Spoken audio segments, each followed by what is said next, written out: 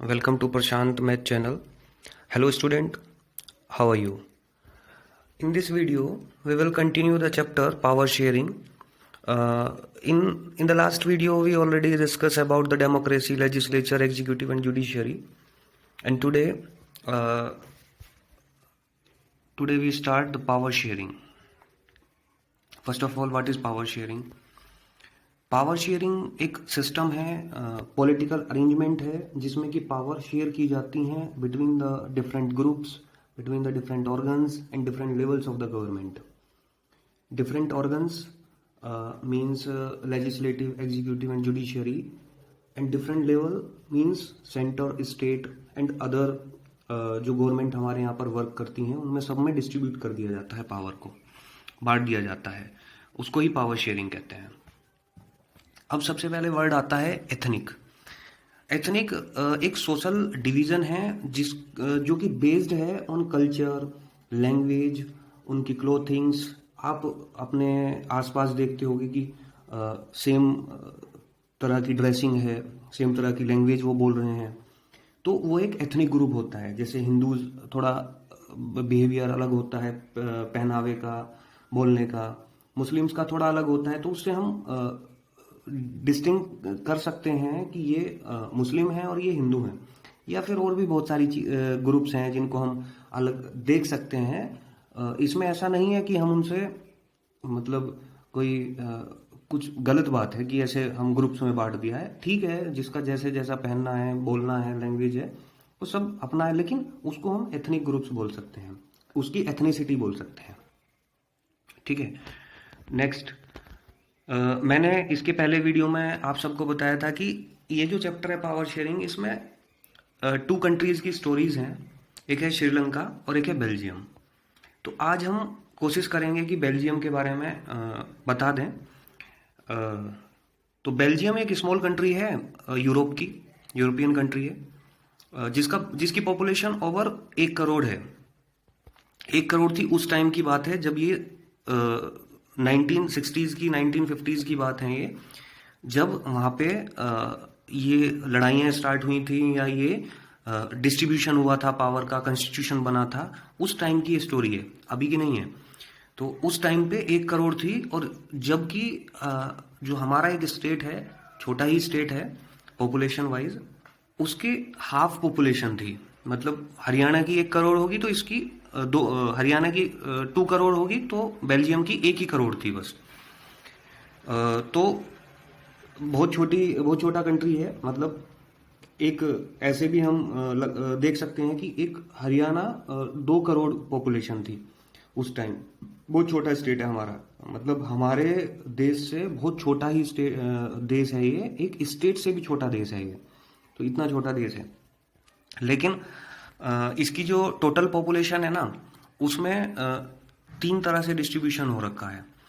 एक तो 59% तो पीपल हैं जो कि डच लैंग्वेज बोलते हैं, 40% फ्रेंच बोलते हैं, और 1% जर्मन बोलते हैं. ठीक है. 59% डच बोलते हैं, 40% फ्रेंच बोलते हैं, और 1% जर्मन बोलते हैं. तो इसको स्टार्ट करने से पहले मैं आपको ये मैप है उत्तर प्रदेश का, ठीक है, यूपी का. तो मैं इस मैप के थ्रू आपको समझाऊंगा कि इसमें ये तीन लैंग्वेज जो हमारी बेल्जियम में आई हैं, तीनों लैंग्वेज, ये 3 लैंग्वेज कैसे आ गई एक ही देश में.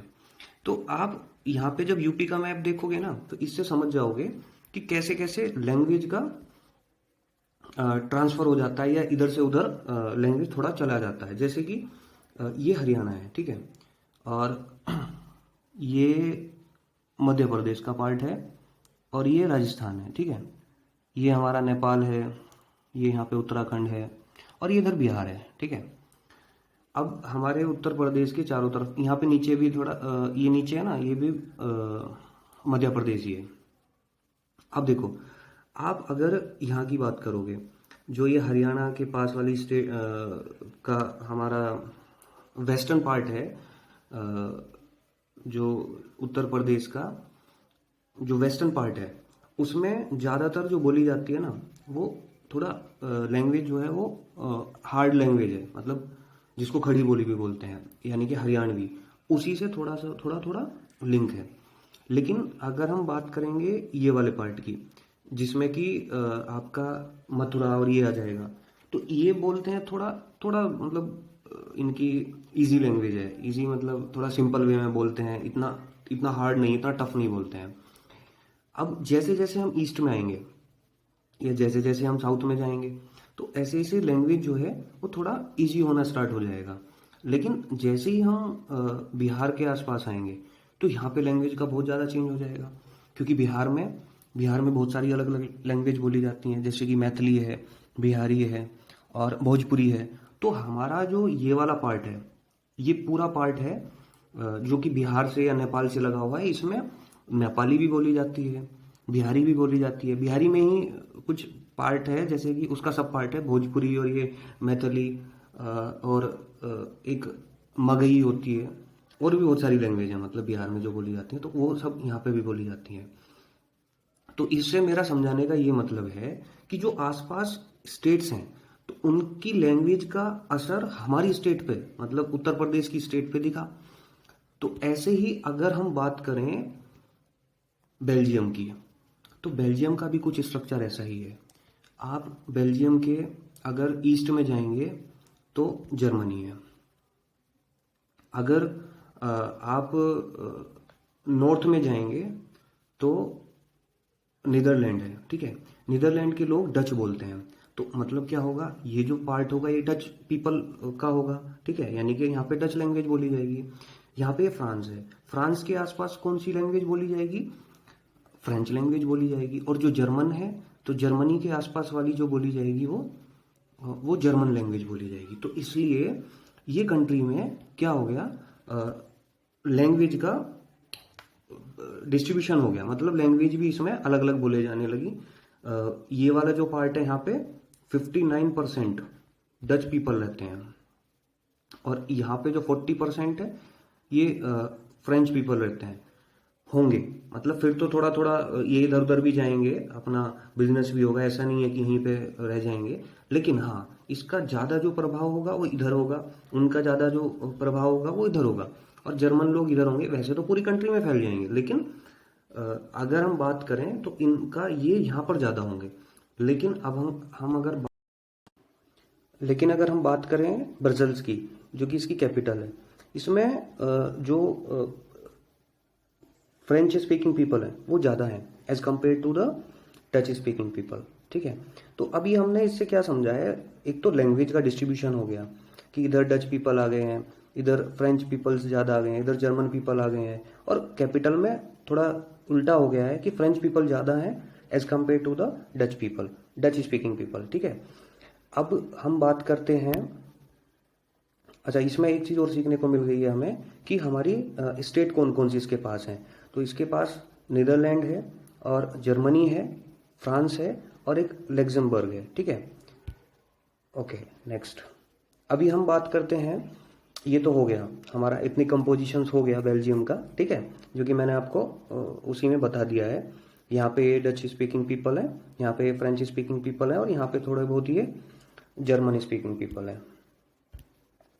नेक्स्ट हम बात करते हैं कि यहाँ पे जो प्रॉब्लम हुई है बेल्जियम में, वो प्रॉब्लम क्या हुई है।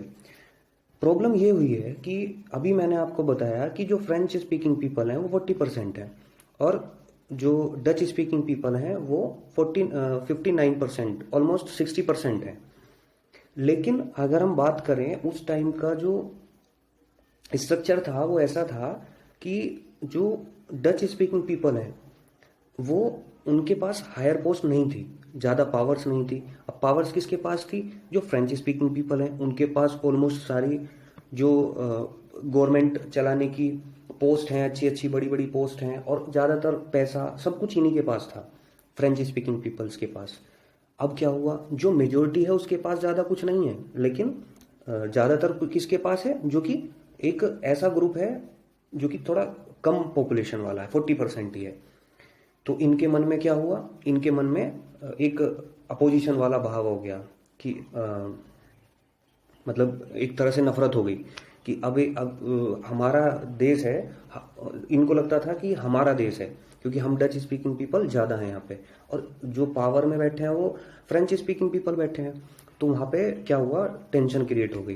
तो इनके बीच में क्या हुआ, दोनों ग्रुप्स के बीच में लड़ाइयाँ स्टार्ट हो गई। ये ड्यूरिंग 1950s, यानी कि जब हमारा देश आज़ाद हुआ 1947, आफ्टर 3 ईयर बेल्जियम में लड़ाई स्टार्ट हो गई। तो 1950 से और 1960 तक लगभग 10 से 20 साल तक वहाँ पे ऐसे ही चलता रहा, ठीक है। और लड़ाइयाँ पूरे देश में चली, जो पूरे देश में लड़ाइयाँ चली वहाँ पर डच पीपल जो थे वो जो फ्रेंच स्पीकिंग पीपल थे उनको ज़्यादा नुकसान पहुँचाते थे, मतलब उनकी प्रॉपर्टी को नुकसान पहुँचाते थे, उनको मारते थे। लेकिन कैपिटल में उल्टा हो रहा था, क्योंकि कैपिटल में उल्टा क्यों हो रहा था, क्योंकि वहाँ पे फ्रेंच पीपल ज़्यादा हैं, फ्रेंच स्पीकिंग पीपल ज़्यादा हैं। तो वो फ्रेंच पीपल उन डच पीपल्स को मारते थे, बिकॉज ऑल ओवर कंट्री में डच पीपल फ्रेंच पीपल को मार रहे थे, ठीक है। तो इससे क्या हुआ, उनके बीच में लड़ाइयाँ बहुत स्टार्ट हो गई, मतलब 10 12 15 साल तक अच्छे से, बहुत अच्छे से लड़ाई चली। अभी क्या हुआ कि वहाँ की जो सरकारें हैं उन्होंने भी, उनके जो नेता हैं उन्होंने भी भड़काए लोगों को कि हम डच स्पीकिंग पीपल्स हैं, वो उनको सारे राइट्स नहीं मिल रहे हैं, और ये क्योंकि ज़्यादातर जो स्टार्ट जो लड़ाई कराते हैं वही नेता लोग ही कराते हैं, ठीक है।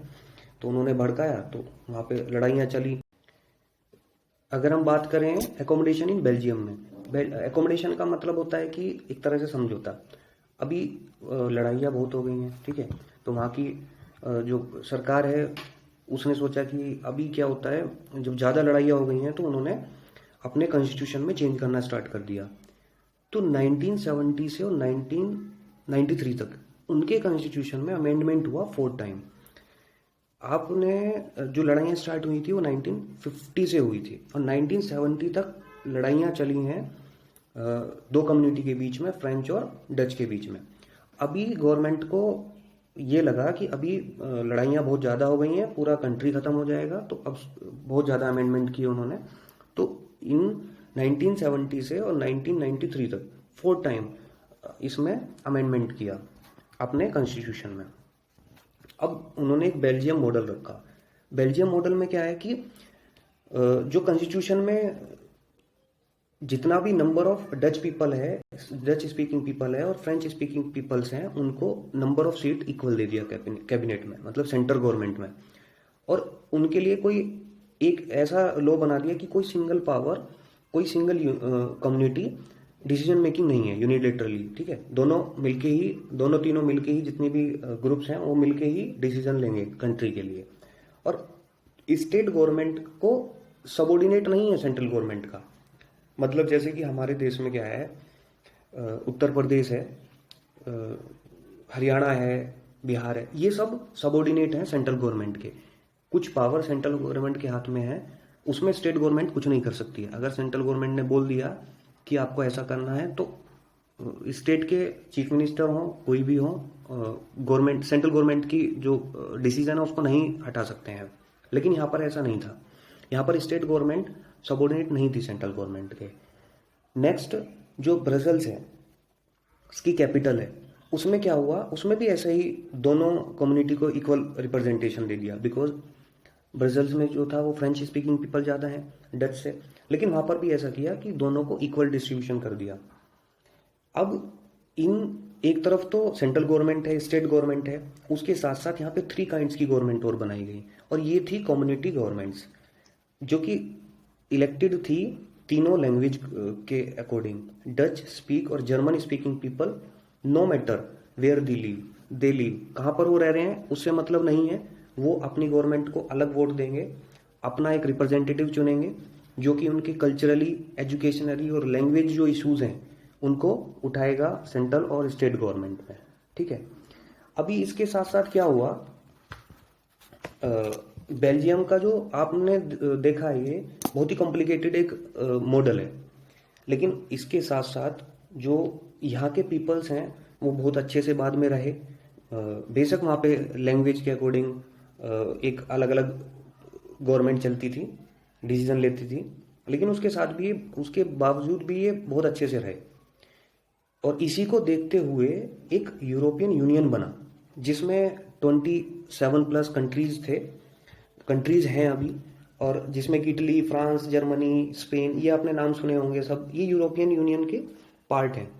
तो इन्हीं सभी यूरोपियन यूनियन का एक हेडक्वार्टर बनाया गया ब्रसल्स में। ब्रसल्स जो कि एक बेल्जियम की कैपिटल है, उसमें इसका हेडक्वार्टर बनाया गया। ओके, सो वीडियो को लाइक करें, और अगर आपको पसंद आए तो और शेयर भी करें और कमेंट भी करें। आपको अगर कोई इसमें क्वेरीज हैं तो कमेंट करें, और इसमें हम लिंक कर देंगे अपना टेलीग्राम चैनल, उस पर से आप ये PDF ले सकते हैं। So thanks for watching, stay safe and stay home.